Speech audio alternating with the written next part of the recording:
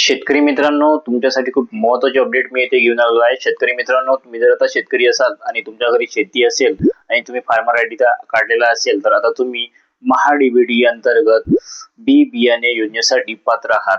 आणि हे जे बी बियाणे 100% अनुदानावर तुम्हाला मिळणार आहे. आणि याबद्दलचा जो अर्ज आहे तो तुम्हाला महा-डी-बी-टी या पोर्टलवर जाऊन करायचा आहे. आणि हा अर्ज कसा करायचा आहे, याला काय काय कागदपत्र लागणार आहे, आणि तुम्हाला धान्य किती मिळणार आहे, एकरी किती मिळणार आहे आणि हेक्टरी किती मिळणार आहे, याची संपूर्ण माहिती तुम्हाला मी ह्या व्हिडिओमध्ये सांगणार आहे. चॅनलवर पहिल्यांदा आले असेल तर चॅनलवर सबस्क्राईब करा आणि असेच नवीन व्हिडिओ मी तुमच्यासमोर आणणार आहे. चला तर शेतकरी मित्रांनो, व्हिडिओला सुरुवात करूया. शेतकरी मित्रांनो, तुम्हाला सगळ्यात आधी गुगल क्रोमवर येऊन तिथे महा-डी-बी-टी फार्मर लॉग इन असे सर्च करायचे आहे.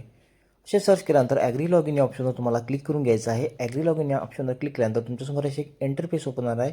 त्यामध्ये तुम्हाला तुमचा जो शेतकरी आय डी आहे, म्हणजे फार्मर आय डी जो आहे तो तुम्हाला इथं प्रविष्ट करून घ्यायचा आहे. OTP पाठवा या ऑप्शनवर क्लिक करायचं आहे.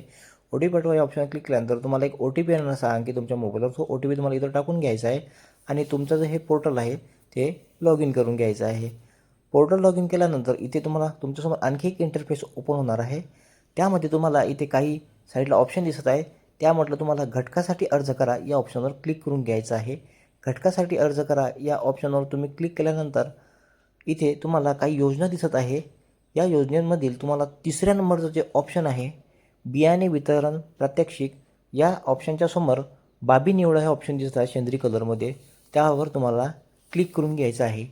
त्यावर तुम्ही क्लिक केल्यानंतर इथे तुम्हाला तुमचा जो शेतीचा जो मौजा आहे, तुमचा शेतीचा जिल्हा आहे, तुमचा शेतीचा जो तालुका आहे व तुमचा फार्मर आय डी नंबर आहे, तुमचा शेतीचा सर्वे नंबर आहे, याची संपूर्ण माहिती तुम्हाला इथे दिसून जाणार आहे. ऑटोमॅटिक येऊन जाणार आहे फार्मर आय डी टाकल्यानंतर. त्यानंतर तुमच्या शेतीचे जे क्षेत्र आहे ते इथं तुम्ही पाहू शकता. क्षेत्र पण पूर्ण इथे येऊन जाणार आहे. त्यानंतर तुम्हाला इथे हंगाममध्ये खरीप निवडायचं आहे. घटकामध्ये तुम्हाला इथे प्रमाणित बियाणे निवडायचं आहे. त्यानंतर पिकाच्या प्रकारामध्ये तुम्हाला गडीत धान्य निवडायचं आहे. त्यानंतर तुम्हाला पिकामध्ये सोयाबीन निवडायचं आहे. सोयाबीन निवडल्यानंतर इथे साईडला तुम्हाला तुमचं जे प्रस्तावित क्षेत्र आहे ते क्षेत्र तुम्हाला इथे टाकून द्यायचं आहे. आता तुम्हाला एकरी इथं 30 किलो धान्य मिळणार आहे आणि हेक्टरी तुम्हाला 75 किलो धान्य इथं शेतकरी मित्रांनो मिळणार आहे. तर तुम्हाला इथे तुमचं जो क्षेत्र आहे तो क्षेत्र इथं टाकून द्यायचा आहे. जतन करा हे ऑप्शन तुम्हाला खाली दिसत आहे हिरव्या रंगामध्ये. जतन करा या ऑप्शनवर तुम्हाला क्लिक करून द्यायचं आहे. जतन करा या ऑप्शनवर क्लिक केल्यानंतर तुमचा जो अर्ज आहे तो सादर होऊन जाणार आहे. अर्ज सादर झाल्यानंतर इथे तुम्हाला यस करायचं आहे. तुम्ही पाहू शकता घटकासाठी यशस्वीरित्या सबमिशन झालेलं आहे, मी इथं दाखवणार आहे.